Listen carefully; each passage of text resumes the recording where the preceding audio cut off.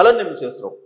ఉభయ గోదావరి జిల్లాల్లో అనేక మంది కార్మికులు పనిచేసేటువంటి Andhra mill, Andhra paper mill all of సడన్గా లాక్అవుట్ అయింది.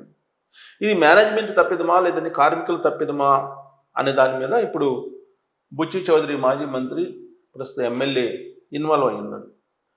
ఆంధ్రప్రదేశ్లో పరిశ్రమలను ఆహ్వానిస్తున్నారు. కేవలం 10 నెలల్లోనే 20 లక్షల కోట్ల రూపాయల పెట్టుబడులు రాబట్టగలిగారు ఆంధ్రప్రదేశ్ ముఖ్యమంత్రి చంద్రబాబు నాయుడు గారని గుర్తించి ఈ మధ్యనే ద బెస్ట్ రిఫార్మర్ 2025 అవార్డుని చంద్రబాబు నాయుడు గారు అందుకున్నారు. ఇది ఎకనామిక్స్ టైమ్స్ బహుకరించింది.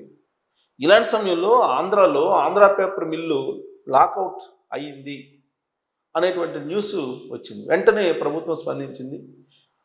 గోదావరి జిల్లాలో సీనియర్ పొలిటీషియన్గా ఉన్నటువంటి బుచ్చి చౌదరి గారు ఎంటర్ అయ్యారు. ఆ సమస్యను పరిష్కరించేటువంటి ప్రయత్నం చేస్తూ ఉన్నారు. అయితే దీని వెనక అసలు ఏం జరిగింది అనేది కనుక మనం తెలుసుకునే ప్రయత్నం చేస్తే, ఆంధ్ర పేపర్ మిల్లో చాలా కాలంగా పర్మనెంట్ ఉద్యోగులు ఉన్నారు.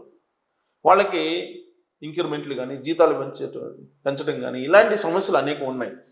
ఈ సమస్యలను పరిష్కరించాలని చెప్పి యాజమాన్యాల దగ్గరికి వెళ్ళారు. వాళ్ళు రకరకాల పోరాటాలు వివిధ మార్గాల్లో చేస్తూ ఉన్నారు. అలాగే పర్మనెంట్ ఉద్యోగులు కాకుండా టెంపరీ ఉద్యోగులు ఉన్నారు. ఈ టెంపరీ ఉద్యోగులు మమ్మల్ని పర్మనెంట్ చేయాలి అనేటువంటి ఉద్దేశంతో వాళ్ళు కొన్ని రోజులుగా ఆందోళన చేస్తూ ఉన్నారు. ఆల్ ఆఫ్ సడన్గా ఏమైందో తెలియదు కానీ దాదాపు 3,000 కోట్లకు పైగా పెట్టుబడులు అదనంగా పెట్టి ఆంధ్ర మిల్ని మరింత యాక్టివ్ చేయడానికి యాజమాన్యం ప్రయత్నం చేసింది. కానీ సడన్గా లాక్అవుట్ ప్రకటించింది. లాక్అవుట్ ఎందుకు ప్రకటించింది అనే దాని మీద ఇప్పుడు చర్చ మొదలైంది. దీని వెనక ఏదో ఒక పెద్ద కుట్ర ఉంది అనేటువంటి ఒక చర్చ అయితే నడుస్తుంది. దాన్ని బయటికి తీయడానికి ఇప్పుడు ఆంధ్రప్రదేశ్ ప్రభుత్వం ప్రయత్నం చేస్తుంది.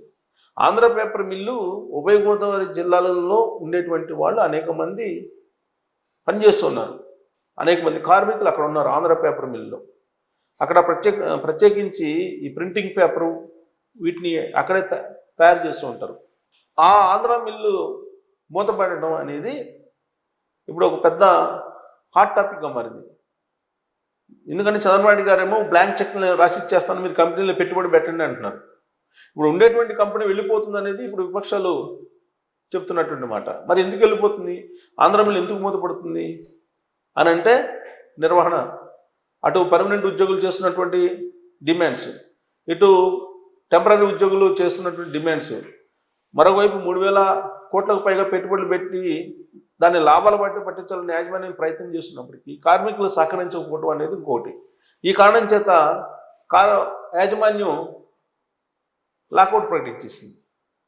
మరి లాకౌట్ ప్రకటన చేసినటువంటి యాజమాన్యం మళ్ళీ ఈ కంపెనీని తెరిచే అవకాశం లేదంటే ఖచ్చితంగా తెరిచే అవకాశం ఉంది. కాకపోతే ఇంటర్నల్గా కార్మికులతో ఉండేటువంటి సమస్యలు అనేకం ఉన్నాయి. వీటికి మధ్య మార్గంగా పరిష్కారం చూపాల్సిన బాధ్యత ప్రభుత్వం మీద ఉంది. ఆ పనిని ప్రభుత్వమే చేస్తుంది. సీనియర్ పొలిటీషియన్ బుచ్చి చౌదరి గారు రంగంలో దిగారు కాబట్టి ఈ సమస్యకి పరిష్కారం లభించి ఆంధ్ర మిల్లు మళ్ళీ ఓపెన్ అవుతుంది అనేటువంటి ఆశాభావాన్ని ఎక్కువ మంది వ్యక్తం చేస్తున్నటువంటి క్రమంలో అసలు అక్కడ ఏం జరిగింది అనేది మీకు కనుక ఇంకా డెప్త్గా తెలుసుకుంటే ట్రోల్ చేయొచ్చు. Thank you.